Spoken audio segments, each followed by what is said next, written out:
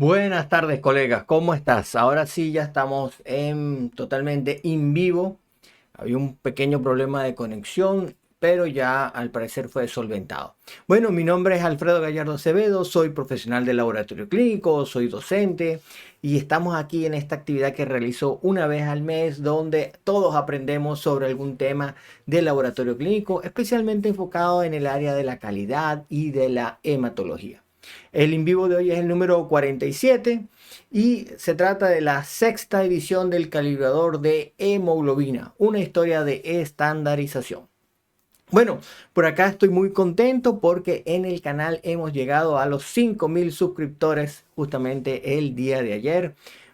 Gracias a todos por su suscripción y por estar aquí presente y ver los videos que hago con fin de, bueno, de que nos mantengamos al día. Vamos a ir entonces en la tarde de hoy con este en vivo de la tarde de hoy, el cual es cortesía, por supuesto, de los cursos que dicto en la plataforma de Bioanálisis al Día. Ya tengo un aula virtual, esa es mi página web, y allá te tengo un curso de morfología sanguínea al día para que aprendas a identificar a los diferentes elementos que te pueden aparecer en un frotis de sangre periférica.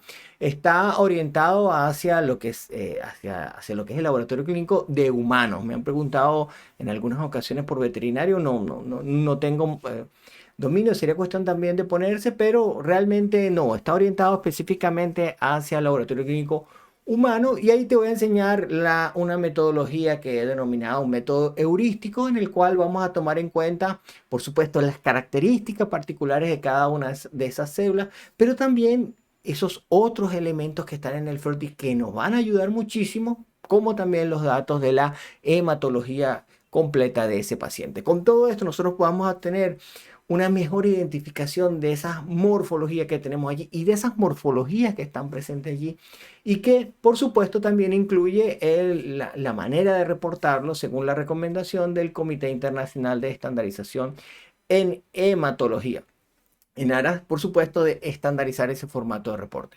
Tocaremos los temas de cómo se reporta en cada uno de los sitios, eso no hay mayor problema, pero bueno, debemos procurar ir hacia esa forma un poco más estandarizada. Eso es lo que veremos en este curso, es un video curso, tiene una duración de unas 8 horas, son una gran cantidad de videos, son más de 4 horas y media de video y algunas otras actividades, algunas otras lecturas que debes realizar a lo largo de la actividad.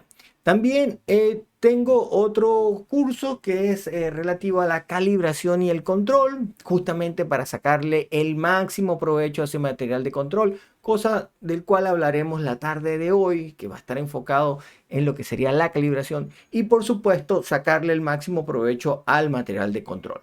Estos materiales suelen representar un costo, en algunos casos es importante, sobre todo en el área de hematología, en el área de química realmente no son tan costosos y debemos aprovechar al máximo, digamos, todo lo que nosotros podemos sacar de allí, toda la interpretación que podemos sacar de allí, ya que nos van a orientar y nos van a permitir valorar cómo estamos trabajando, por supuesto, para entregar un resultado confiable y clínicamente útil. Vamos a verificar cómo estamos con la transmisión, cómo está la conexión, estamos bien. Saludos a los que están allí conectados. Por acá me parece que ya hay algunos de ustedes que están allí presentes. Y por supuesto a los que lo están viendo en diferido, que suele ser una masa mucho más grande porque este video, bueno, permanece en el canal de YouTube. Vamos entonces ahora sí con lo que sería la presentación de la tarde de hoy. Sexta edición del calibrador de hemoglobina, una historia de estandarización. Bueno, ¿qué vamos a ver la tarde de hoy? Para la tarde de hoy vamos a hablar acerca del método de referencia para la medición de hemoglobina. También vamos a hablar, por supuesto, y es el fuerte, lo que sería ese material de referencia, ese material de calibración para los instrumentos que son capaces o que van a medir la hemoglobina y vamos a hablar un poco de la historia de estos materiales, así como también su uso.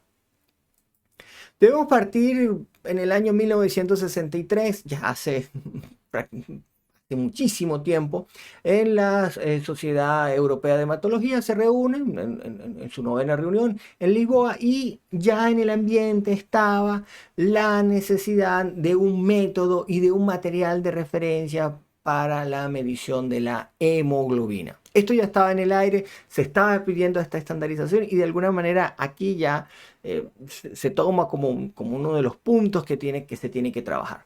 Para el año siguiente, ya en Estocolmo, se forma el primer panel de expertos, el cual va a trabajar en esta medición de hemoglobina y va a dar una propuesta. Esa propuesta es la que tenemos aquí, aparece en esta publicación del año 1965, justamente donde nos dan las recomendaciones y los requerimientos para la medición de hemoglobina en humanos. Este sería el primer documento. Este sería lo que podemos denominar la primera edición de ese material de referencia que vamos a tener para la hemoglobina. Y también es la primera, lo podemos tomar como la primera método de referencia para medir hemoglobina. Es decir, que este documento contiene a su vez dos informaciones importantes: el método de referencia y el material de referencia, que son dos cosas distintas. Para poder valorar ese material de referencia, debemos hacerlo, por supuesto, con un método de referencia, el cual nos dará el resultado más exacto. Ahora bien, en cuanto al método de referencia, se seleccionó el método de la cianomethemoglobina, que es el método que todavía sigue prevaleciendo hasta el día de hoy. Y el problema, bueno, la ventaja es que la hemoglobina es una proteína bastante inestable, y al transformarla en cianomethemoglobina se hace un compuesto bastante estable que dura muchísimo en el tiempo, y es una de las características que debe tener este calibrador, o que se procura que tenga un calibrador. El único problema es que no mide la sulfohemoglobina. Esto está en una baja proporción, menos del 1, menos del 2%, y realmente no es muy significativo en la medición de manera normal de la hemoglobina, pero es un detalle que puede tener esta metodología. Sin embargo, no hay ningún problema para la medición normal de rutina de lo que sería la hemoglobina. Es el método que se ha seleccionado como el método de referencia. En esta misma publicación se da la fórmula de lo que sería ese reactivo, y se establece que la dilución debe ser de 1 en 251, una dilución que todavía se emplea mucho en las metodologías manuales. La lectura de la formación de este compuesto de cianomethemoglobina se realiza espectrofotométricamente a 540 nanómetros. En aquella época, en el año 65, también era posible realizarlo con un colorímetro, con su filtro verde amarillo, e incluso estos métodos visuales bastante antiguos, no sé si has tenido la oportunidad de verlo, que venían generalmente en un soporte de madera, y ahí venían unas ampollas, y esas ampollas tenían entonces diferentes diluciones de lo que sería este material de cianomethemoglobina, el cual se asociaba con una determinada concentración de hemoglobina. Algo extremadamente arcaico para determinar el valor de hemoglobina, pero bueno, era lo que se tenía en aquel momento. Ya en la siguiente versión de lo que sería el método de referencia, desaparece por supuesto el método visual, y ya en la tercera versión desaparece el uso del colorímetro para la medición de lo que sería bajo el método de referencia. Nos quedaríamos simplemente con la medición espectrofotométrica a 540 nanómetros.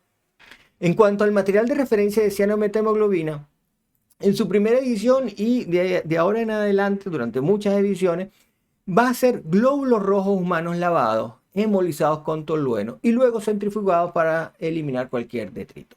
Obtener una solución límpida de cianomethemoglobina. Se establece en esta primera edición que la concentración debe ser de 600 miligramos litros de cianomethemoglobina. Esta cianomethemoglobina la podemos convertir en hemoglobina, y justamente por eso es que el material de referencia está dado en cianomethemoglobina, porque de esta manera podemos calibrar cualquier instrumento bajo cualquier otra dilución, más allá de la dilusión 1 en 231, 1 en 251 que se recomienda aquí. Podemos emplear otras diluciones, y este material de referencia nos va a servir perfectamente para calibrar bajo otro tipo de diluciones, lo que serían las metodologías de trabajo manual.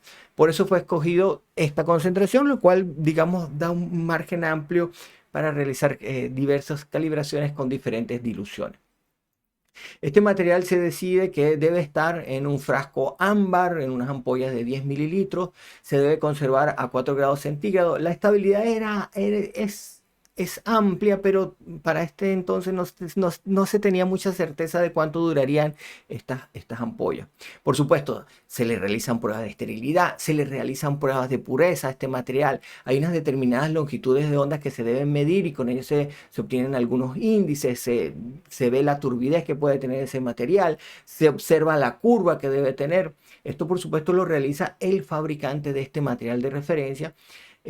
Y son ciertas características que se deben tener. Es decir, que no es simplemente tener estos glóbulos rojos humanos, lisarlos, hemolizarlos con tolueno y todo lo demás, sino que también se deben hacer unas mediciones espectrofotométricas para corroborar que se cumple o que se tiene que se tiene esta cianometahemoglobina aquí con una elevada pureza.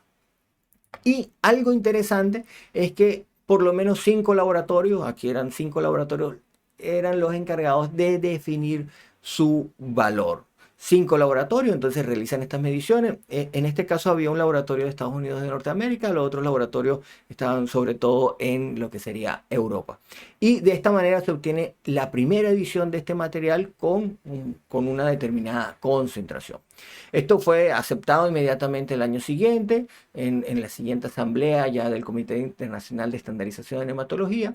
Y luego en siguientes congresos, bueno, hubo discusiones sobre la necesidad quizás de actualizar un poco este material, realizar algunas modificaciones al método.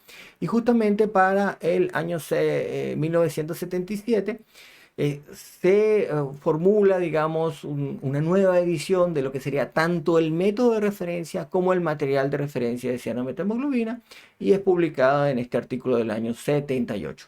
Y aquí tenemos la segunda edición. Hay algunos cambios relativamente importantes. Bueno, en cuanto a la hemoglobina, se establece que la unidad del Comité Internacional de Estandarización de Hematología van a ser los gramos litro. Y por parte del Sistema Internacional de Unidades, ya la IFSC había adoptado que serían los milimol litro. Aquí, por supuesto, ya desaparece el método visual.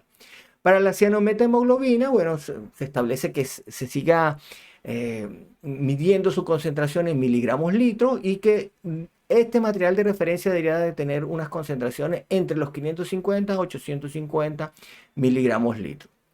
Se establecen unas directrices de etiquetado.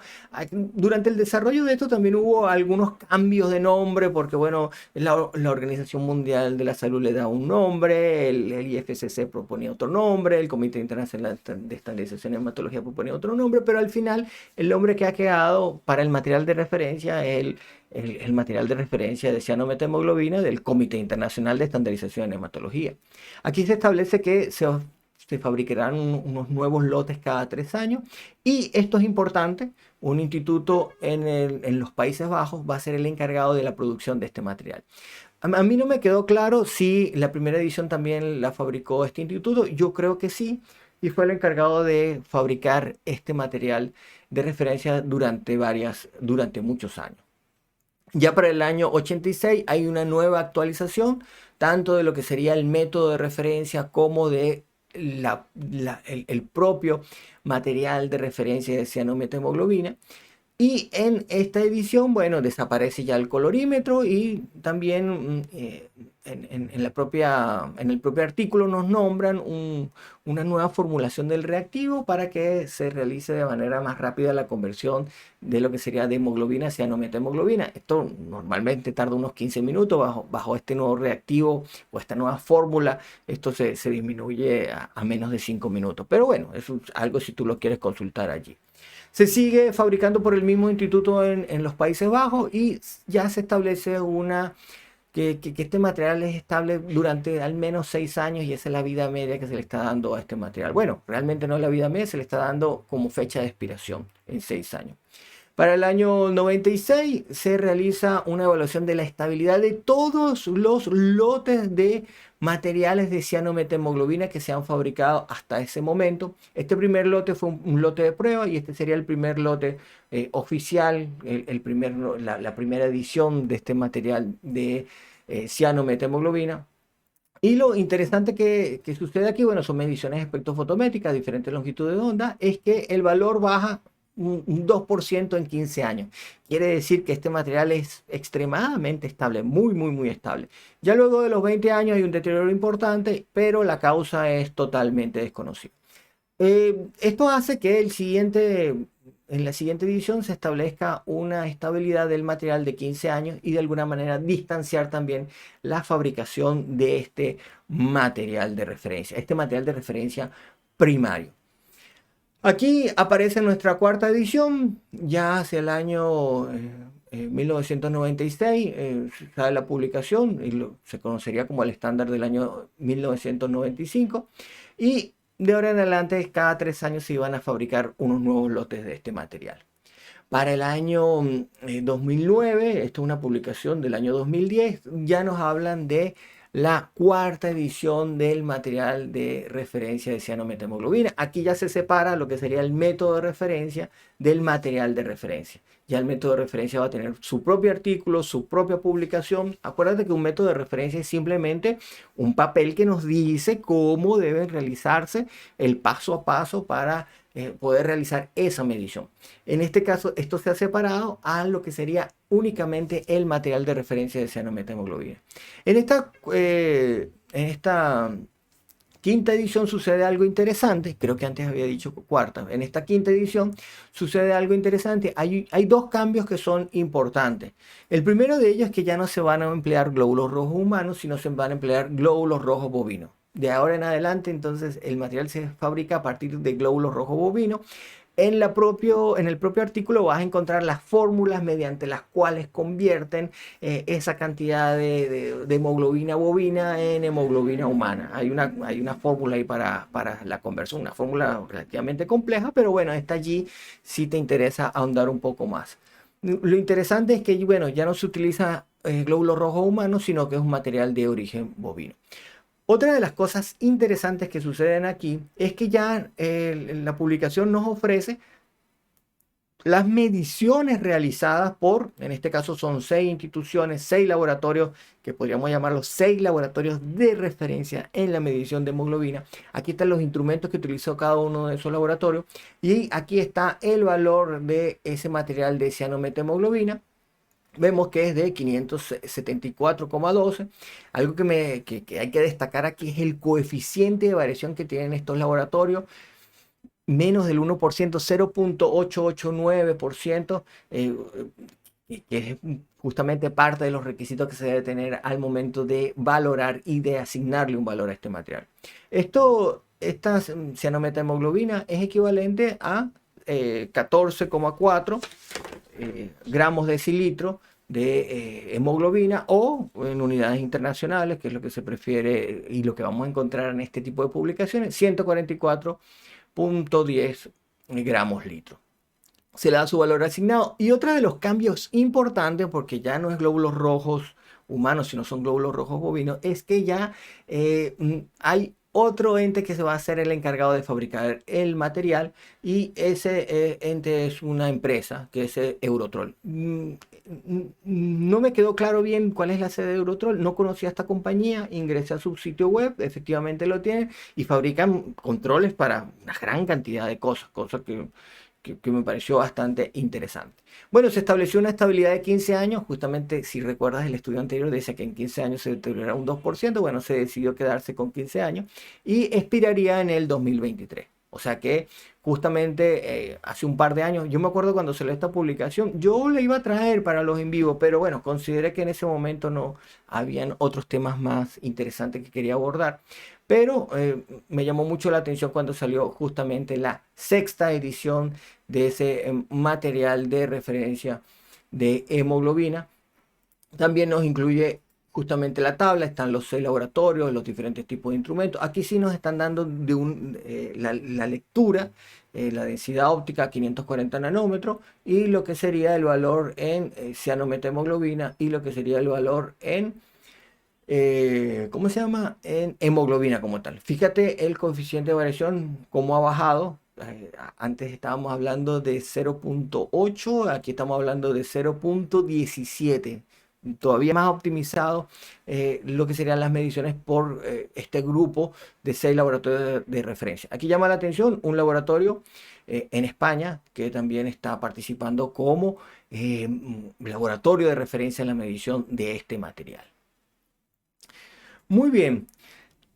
Otra de las cosas que aparecen en esta publicación es que se hace una evaluación del lote anterior y se observa que hay una reducción en 1.5% de su valor, y digamos que se decide cambiar la estabilidad del material, no dejarla en 5 años, sino dar nada más 10 años para estabilidad. Es decir, que en el 2033 debe salir la nueva edición de este material de referencia. Y bueno, se van a hacer evaluaciones en el 2026, 29 y 32 de este material que se ha fabricado aquí para vigilar justamente su estabilidad.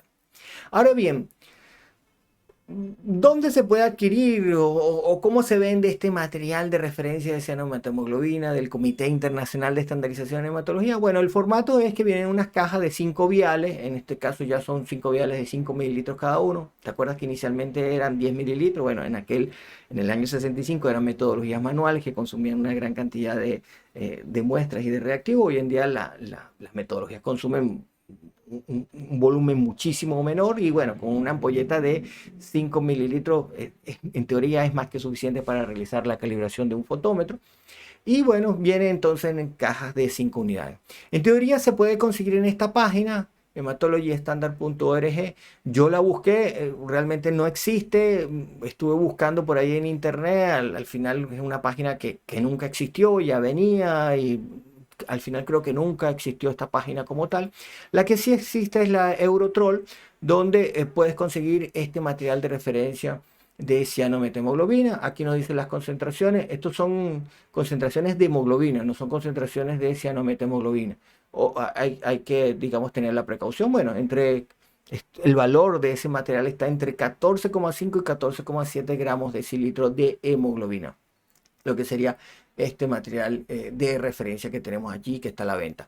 No dice el precio, tampoco lo consulté, porque en teoría tampoco este material está disponible para todos, porque realmente nosotros en la rutina no necesitamos este material de referencia de cianomethemoglobina del Comité Internacional de Estandarización en Hematología. Este es un material de referencia primario. Entonces la pregunta es, ¿para quién es este material? Bueno, este material es para los entes de estandarización o quien él designe. En cada país existe un ente de estandarización, pues puede ser una propia institución o él se lo puede delegar a otra institución.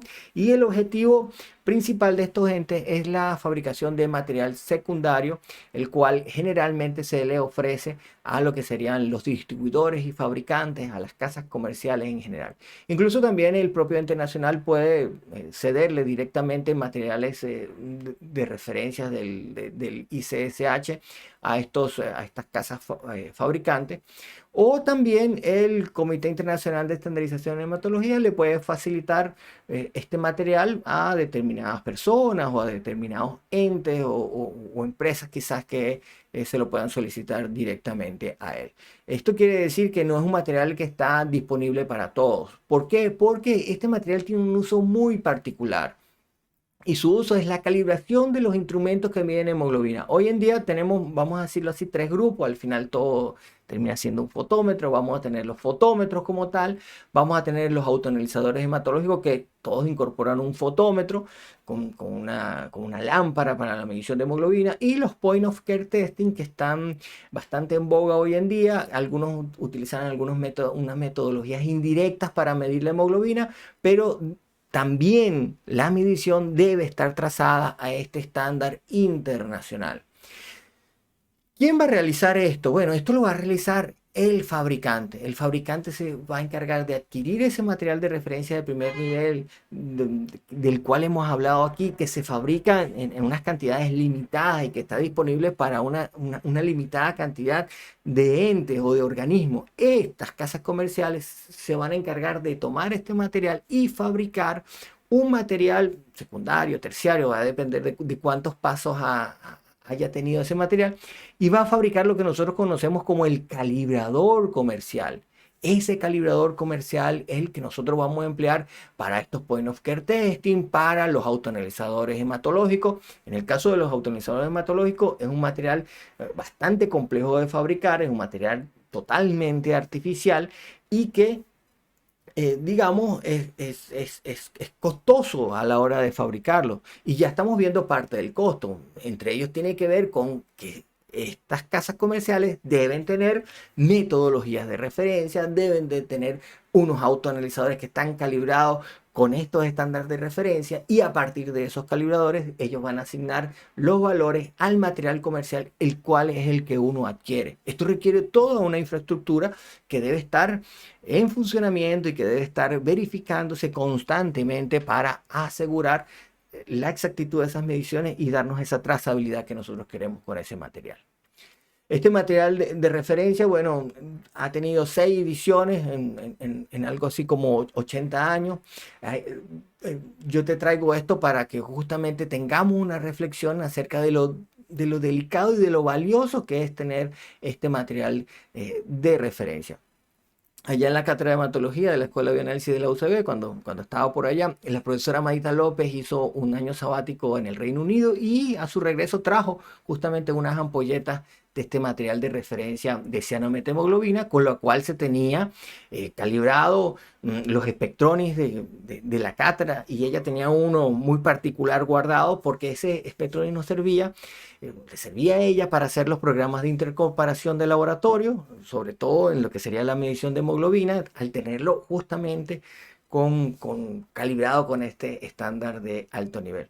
Una bonita experiencia, también pasé por allí y ya luego, bueno, me encargué de usar las ampolletas que iban quedando allí y teníamos esos espectrones calibrados con un estándar de alto nivel. No es lo normal, no es lo que va a ocurrir en la mayoría de los laboratorios, simplemente los laboratorios adquirimos ese material a la casa comercial y con eso calibramos nosotros nuestros instrumentos. En este caso era importante disponer de este material porque la labor que se estaba haciendo eran programas de evaluación externa de la calidad.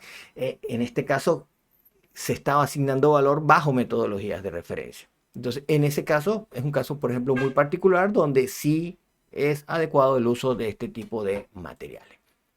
Bueno, como parte del in vivo, la pregunta era ¿qué empleas para calibrar el instrumento de hematología? Y teníamos que podía ser una muestra de paciente, un control comercial, el calibrador comercial o sencillamente no lo sé. Bueno, esto lo pasé por las diferentes redes. Estoy como @bioanalisisaldía. Está aquí en YouTube, en la pestaña comunidad. Allí puedes participar. Cada vez más de ustedes están participando allí. Muy agradecidos por ello. También la paso por las historias de Instagram. Hay una buena participación. Y también la paso por la red de LinkedIn. Ahí estoy como Alfredo Gallardo Acevedo. Y por supuesto por el boletín de Bioanálisis al Día, al cual te invito a suscribirte. Te voy notificando sobre las actualizaciones que tengo en la web. Tengo un blog, ahí voy escribiendo. Aquí los videos de YouTube y algunas otras reseñas que también voy dando por allí. Algunas otras discusiones que se generan por medio de ese boletín. Bueno, aquí están los resultados. La participación estuvo bastante buena. 100 colegas participaron por acá. La mayoría de los colegas nos dicen que emplean lo que sería el calibrador comercial. Hemos visto hoy que el calibrador comercial es el material más adecuado. Es un material que está trazado a ese material de referencia, a esa medición de hemoglobina. Eso quiere decir que estamos nosotros midiendo como que estuviéramos usando ese material de referencia internacional. De eso justamente se trata esa cadena de trazabilidad, permitirnos otorgar el valor verdadero. Eso se logra con el calibrador comercial y es complejo. Las casas comerciales invierten una gran cantidad de recursos para mantener sus metodologías bien calibradas con estos materiales para poder asignar valores a esos materiales de calibración comercial. Lo otro bueno, aquí hay una respuesta relativamente importante, un 25% dice que calibra con el control. El control no es el material más adecuado, el control no está necesariamente trazado a ese material de referencia. Trae unos valores, ciertamente, pero su fin es otro. Su fin es justamente vigilar el funcionamiento de ese sistema analítico.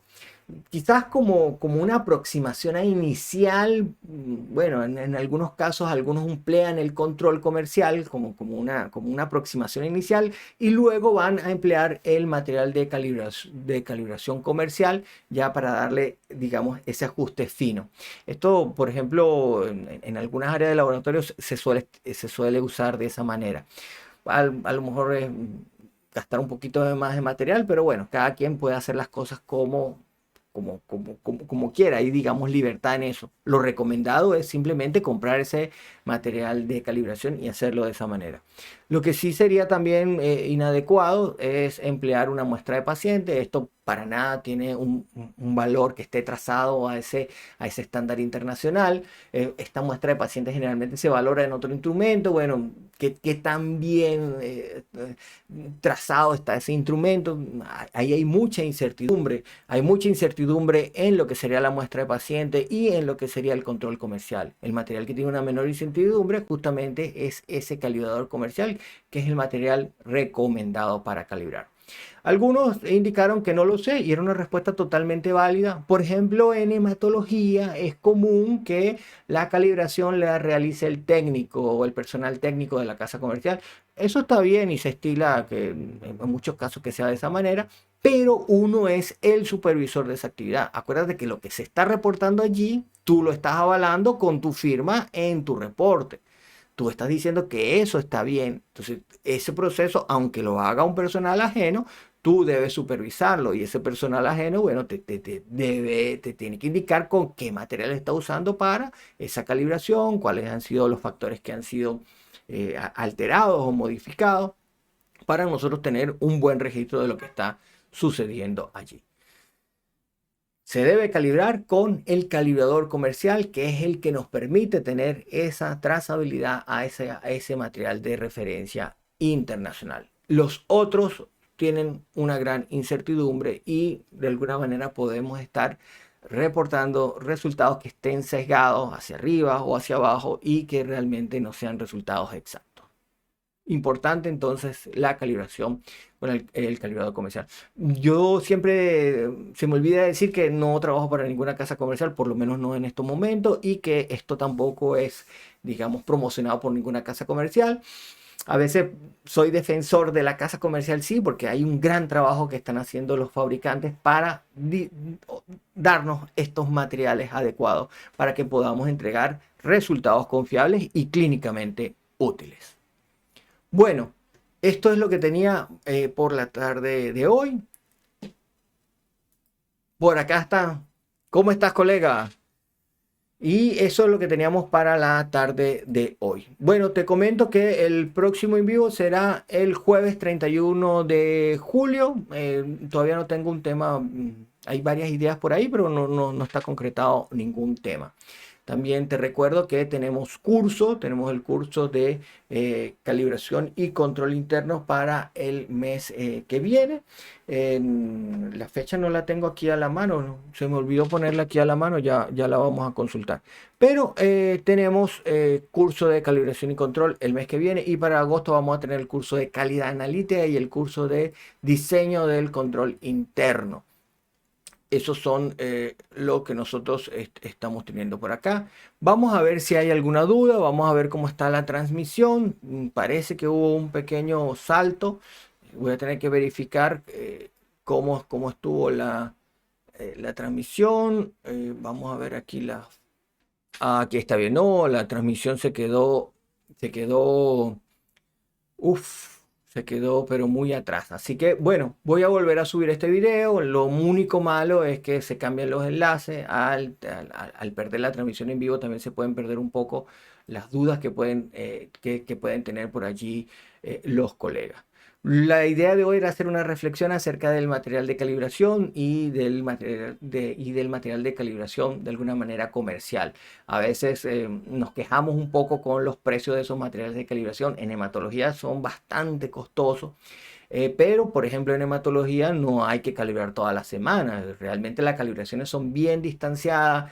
Generalmente cada 6 meses, una vez al año, el propio fabricante te lo va a decir. Bueno, por supuesto, a menos que existan problemas importantes en ese instrumento, sobre todo cuando se cambia, por ejemplo, la lámpara de la hemoglobina o el filtro de hemoglobina, ahí sí habría que hacer una calibración o programar una calibración. De todo modo, un buen distribuidor o una buena casa comercial sabe este tipo de cosas y trata de mantener un stock de calibradores para poder realizar las calibraciones de esos instrumentos. Ellos también son los primeros interesados en que nosotros estemos entregando buenos resultados, porque hoy en día la mayor parte de las cosas nosotros las hemos cedido a esa casa comercial. No estamos en los años 50 donde nosotros preparábamos todos los reactivos en el laboratorio y éramos responsables de absolutamente todo. Todo el procedimiento lo realizaba uno, lo realizaba a mano. Hoy en día, de alguna manera, todo eso se ha automatizado, se ha robotizado y el instrumento es el que, al final de cuentas, es el que realiza el procedimiento. La casa comercial es la que nos está brindando los reactivos, la que nos están brindando los materiales de control. Nosotros estamos allí para corroborar que eso está funcionando de buena manera y eso lo hacemos realizando una buena calibración, realizando un buen sistema de control interno y externo para entregar estos resultados confiables y por supuesto a la hora de que exista algún inconveniente, algún problema, algún interferente, nosotros estamos allí para solventar esa situación, usualmente con metodologías alternas para realizar la validación de ese resultado. Digo esto porque, bueno, por ahí me habían preguntado un poco acerca de las calibraciones en hematología. En química son un poquito más sencillas. Generalmente se trata de un multicalibrador, el cual se permite calibrar diferentes pruebas en ese sistema analítico. Y bueno, eso es lo que, digamos, te traía para la tarde de hoy. Cualquier otra duda me la puedes dejar abajo en los comentarios y yo con gusto la voy a contestar. Ya sabes que para el próximo mes, el 31 de julio, jueves 31 de julio, nuestro en vivo número 48, si no me equivoco. Y para el 20 de junio tenemos el curso de calibración y control interno. Por allá te espero. Te voy a dejar por aquí el enlace y también en la descripción. Bueno, si no hay más preguntas, vamos a dar por terminada la sesión de hoy. Y por supuesto, agradecerte tu suscripción. Somos 5.000. Ayer llegamos a los 5.000 suscriptores. Bueno, y esperamos seguir creciendo. Y bueno, traerte más videos para reforzar o para que aprendas, sobre todo refrescar conocimientos. Para los que ya están graduados, básicamente ahí estamos refrescando algunos conocimientos. También estamos teniendo algunos conocimientos nuevos. Y para los que están estudiando, bueno, les sirve para, digamos, repasar o aclarar algunas dudas que puedan tener. Bueno, ya sabes, en los comentarios cualquier duda. Si este video te ha resultado útil, bueno, me dejas un like. Si crees que le puede ser de ayuda a algún colega, compártelo y así seguimos creciendo como comunidad. Eso sería todo por la tarde de hoy. Te voy a dejar por acá un video que yo creo que te puede resultar interesante y por acá un video que el algoritmo te sugiere. Bueno, buenas tardes y feliz jueves, que estamos hoy a 26 de junio del año 2025. Saludos.